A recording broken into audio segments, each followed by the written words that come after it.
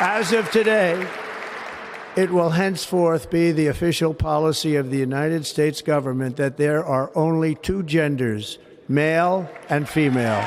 This is going to be good for not only women, but also trans people. Plus, it proves me right about something that some of you got very angry with me about a couple months ago. I feel like these next 4 years are going to be really, really rough.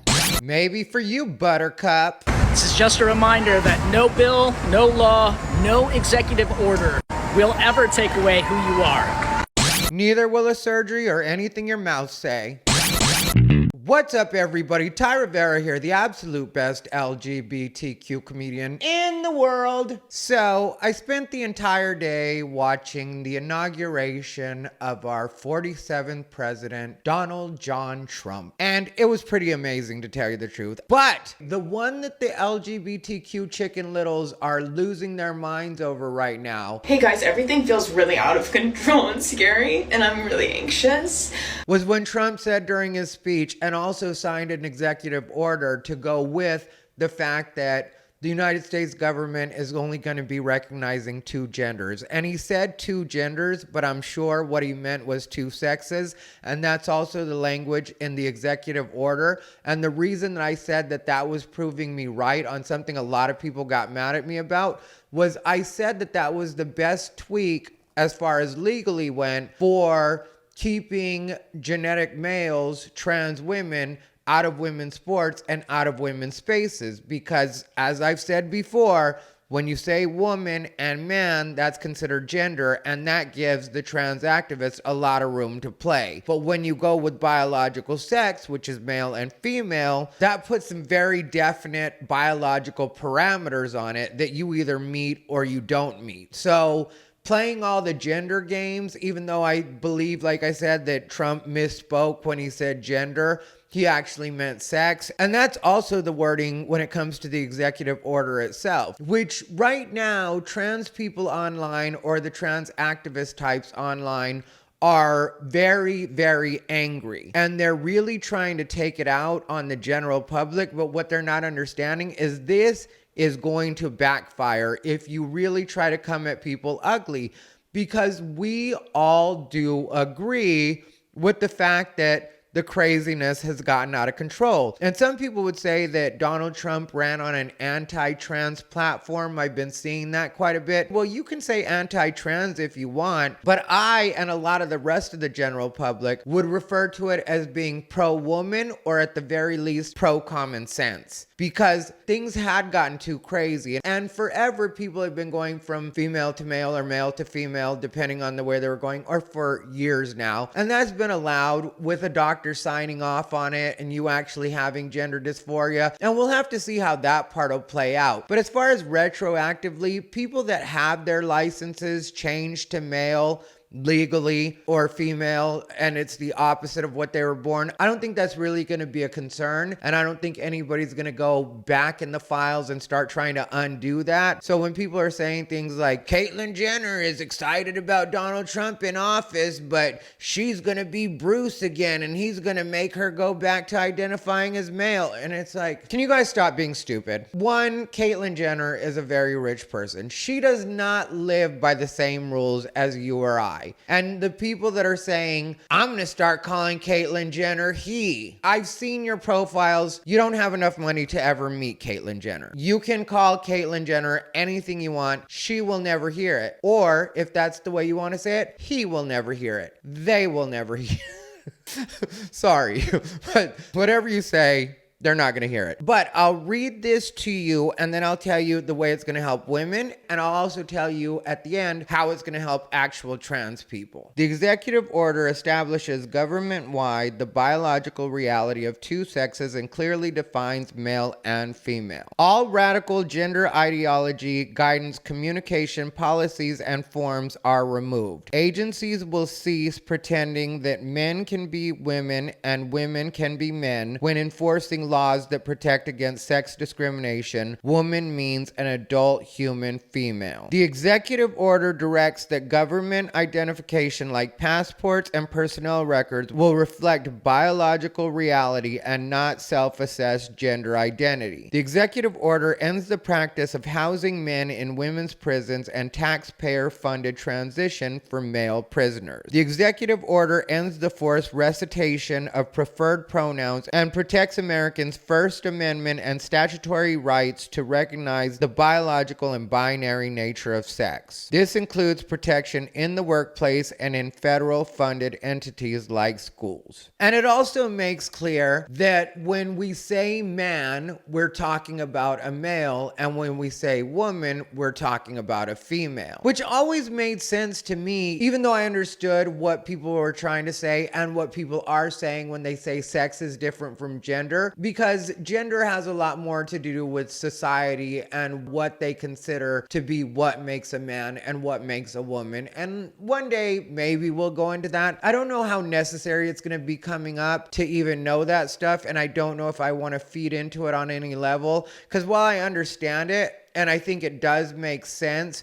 as far as when we're talking about things in a particular way, the way that it's been abused, I don't see it coming back into play that way ever again. And I think it's very unfortunate for the trans activists, because I think they really had a chance to maybe not necessarily change the definitions of things, but change the way that average people looked at things, and maybe could have made it easier for themselves to be understood on a social level. But because of how mean they got about everything, and because of the way that they started gumming up the entire system based on their gender identity, it really did turn into a situation where people just had had enough. And it was kind of right at the beginning in their journey, or what they were trying to do as trans activists. It was right away like, okay, well, this has become enough already, and we're only 10 years in, which if you ask me, you guys lasted 5 years longer than you should have, general public, because 5 years into it, I already saw the way they were going after it got popularized, and really even sooner than that. I really saw the writing on the wall from the very beginning when trans became popularized, and suddenly everybody, no matter how they looked, just all of a sudden started identifying as trans.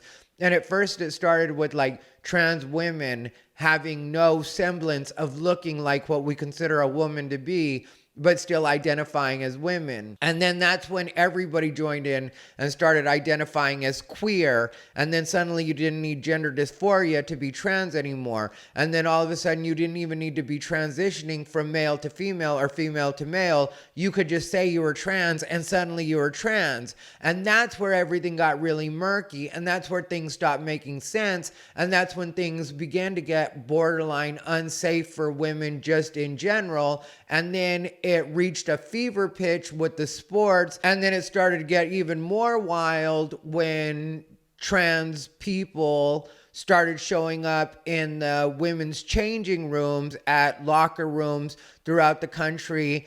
And trans activists were like, they have a right to be in there. And it's like, no, they don't have a right to just be in there. You don't get to self-identify into making other people uncomfortable or making it so people don't feel safe. And then it got even more ridiculous when it came to prisons. And there were literally male prisoners deciding that they now identify as women, and places like California respecting that and putting them in women's facilities. And women were getting raped, and women were coming out pregnant. And it was just as simple as them saying, sometimes never displaying any sort of dysphoria or were going through anything like that before being incarcerated. And some people had charges before of SA, and that's what they were in prison for, or they had been imprisoned for that previously, and now they're being put in with the women. So it had gotten completely carried away. And then there's like the story I did the other day, which obviously would be on that particular city when it comes to Worcester, and the first ever openly non-binary elected politician in Massachusetts, to Nguyen. I did that story the other day, and where she was giving everybody a hard time about not referring to her as they and them, and it was making all sorts of problems for them. And for them, they're like, I'm just working. I'm just trying to do this job right here and see if I can help my city out or serve my city. And now I've got to deal with this person that I misgendered 3 years ago, and they're coming back on me and saying they don't feel safe.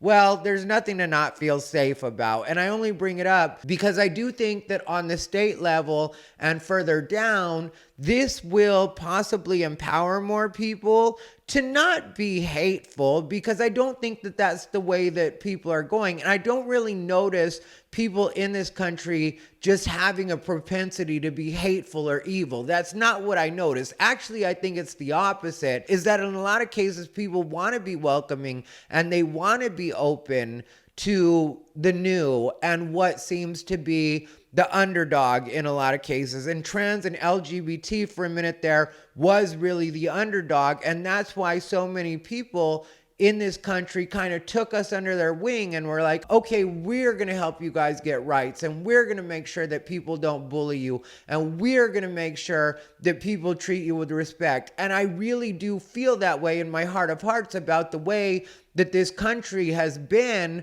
towards LGBT people. And there's always going to be the haters, the bah humbugs, the Grinches, and those were there. But for the most part, people were willing to go with it. And women were the best about it. Women have always had the backs of LGBT people. Again, every once in a while, there's going to be a sour Sally or a negative Nancy. We're not talking about Nancy today, but every once in a while, there is going to be one of those people. But in general, people were really cool and they were really open about it. But it was just never enough for the activist. And it did turn into a situation where the trans activist and LGBTQ activist in general just became bullies. And so regular people were like, yeah, I'm not going to be bullied by people that can't even acknowledge biological reality and are now opening women up to unsafe situations and telling them it's cool because we say it's cool. It's cool because this person identifies as this, and now all of you have to accept that these people are this and pretend in your mind that they are that. And if you don't do it, you're going to lose your job. You're going to get sued. Your friends are supposed to stop talking to you. These were all just some of the consequences that were going to happen if you didn't do right by the LGBTQ, or more specifically, trans activists. And so it turned on everybody at a point. And that's why I'm saying that probably on a state level, and even further down, like when it comes to city level, I think that this will possibly give people more backbone to just be like, if on a federal level, people are saying that we don't have to completely bend a knee to it, then why should we continue to? Because that's really what I was trying to get at, is I don't think people are going to be doing this in a hateful way, but just in a matter-of-fact way, just in a way like we don't all have time to play this game with you. And not only do we not have time, we wouldn't want to play this game with you if we did have the extra time. We just don't want to be involved with it. For me, I will repeat, when it comes to pronouns, pronouns are like your play clothes. They're not for work. They are after school activities. You want to be a they and a them in your own time, and all your friends respect that and refer to you as they and them. And even if your friends want to say you're trans, you guys can say whatever you want. You're Americans and you have the First Amendment just like we have the First Amendment, and nobody should be losing their jobs over mistakes. Nobody should be losing their jobs over not feeding into whatever it is you're going through. And the way that I was saying that this is going to help women, or part of what I was saying when I said it's going to help women, outside of what I've already said, is, I'll read this to you. This is from one of the officials from the Trump administration, and what it says is, the order aims to require that the federal government use the term sex instead of gender and directs the State Department and the Department of Homeland Security to ensure that official government documents, including passports and visas, reflect sex accurately, one of the officials said. In 2022, the Biden administration allowed U.S. citizens to be able to select the gender-neutral X as a marker on their passports. The gender order will also prevent taxpayer funds from being used for gender transition, healthcare, and add privacy in intimate spaces in facilities such as prisons, migrant shelters, and rape shelters, according to the official. Before we go any further, I just want to ask that you like, comment, and subscribe.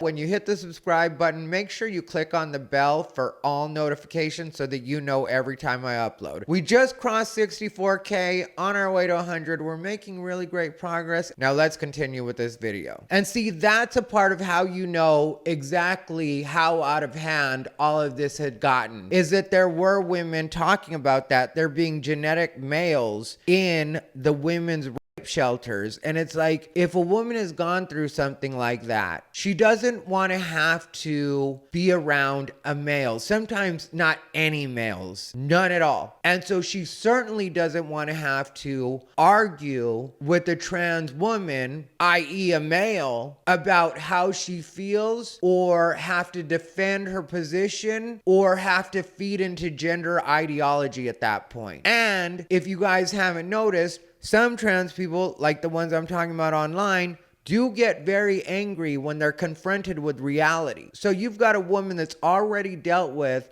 a violent act from a male that's now possibly having to put herself at the risk of dealing with another violent male because she's about to say something that this male doesn't like. And maybe women, females, don't want to have to deal with this when they're at their most vulnerable, when they're already trying to heal or recover from something, whether that's physically or mentally. Maybe it's just something you don't want to have to deal with. And maybe if the shelter has the backup to just be able to say, we recognize biological reality here, so while we respect that you identify how you identify, this would not be the facility for you. And to have the backing of the president would be huge. So they don't even have to deal with it. It never has to get to a point where the woman has to say that she's uncomfortable with it. It's just the law of the land, and nobody has to deal with that. I'm sorry, if you're a trans person and you go through something like that, I understand that that's serious. I take it seriously. But a woman's facility is not the facility for you. And so that's a part of why I say that this will be extremely helpful and beneficial to actual women. Now, of course, there's going to be some pushback. In this particular article I was reading, they were talking about Lambda Legal and some of the other LGBTQ civil rights organizations are, of course, going to be filing lawsuits. I'll read a little bit of that to you, but in my opinion, it's probably going to be fruitless. Okay, so Jennifer C. the chief legal officer at Lambda Legal, a civil rights organization that litigates on behalf of LGBTQ Americans, said she expects her organization and others to sue the administration over the executive actions. Quote, the president can't with the wave of a pen change the reality of who people are and the fact that we as a community of people exist, Pizer said. We have equal protection rights just like anybody else does. I don't really see that holding up, because you can still identify however you want. You can still be the community you are. But when you say the president can't, with the wave of a pen, change the reality of who people are, well, nobody can change the reality of who people are. And when we're talking about this, what we're talking about is what we biologically are. So you can identify as whatever you want, like I've already said. But the reality of what you are is either male or female. That's the biological reality. And the rest of us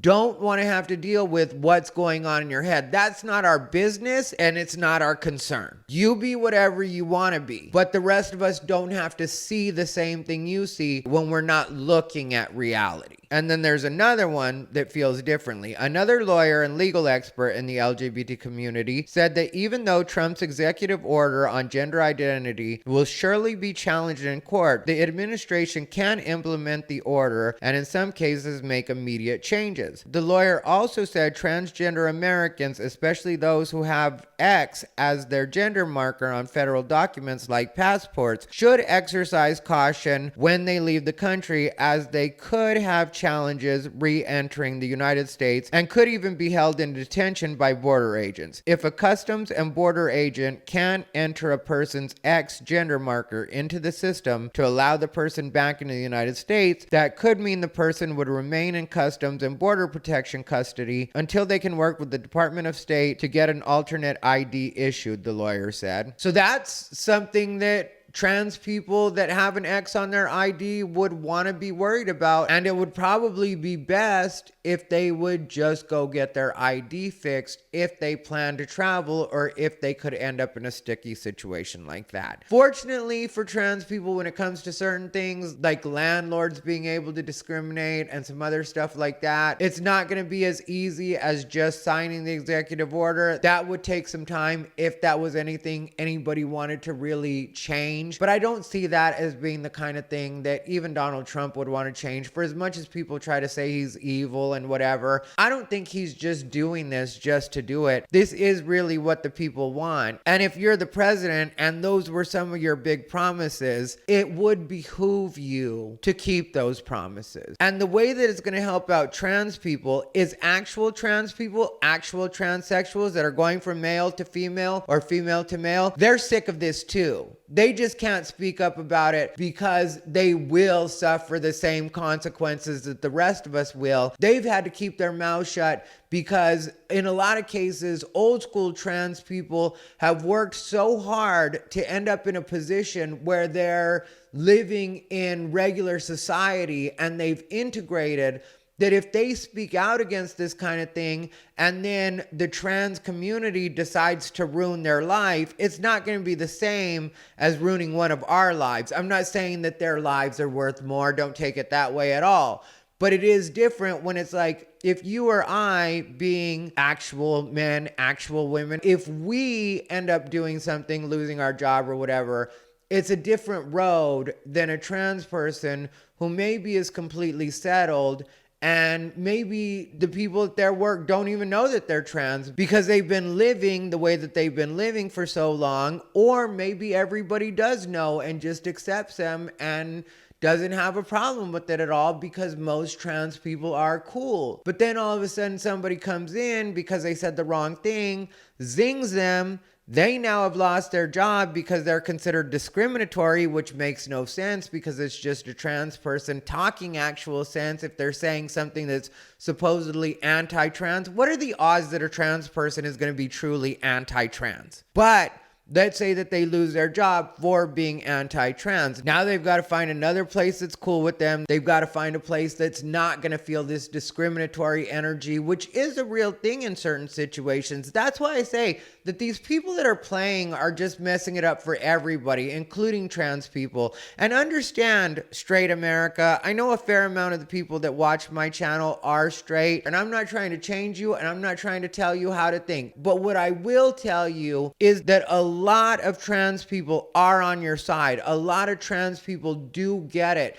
And a lot of trans people are very cool and are just dealing with a mental condition and they know it and they don't want to be in the way. They're not trying to make a statement. They're not trying to do any of the stuff that the activists are doing. So understand that they're not your enemies. And they're not these horrible things that the trans activists make them seem like they are. So if I can tell you anything about trans people, real trans people, it's that they are not what the activists make it seem like they are. Those are the activists that have an agenda and have to continue to raise money. And that's the reason that this is such a thing. Anyway, let me know what you guys think down below in the comments. You know where I'm at. I'm 100% in support of what's going on right now. If you want to see the video that I was referencing though, about that non-binary city council person, To Nguyen, go ahead and check out the link on your screen. Outside of that, as always, thank you for watching. This has been Ty Rivera, the absolute best LGBTQ comedian in the world. They bought into his bullshit.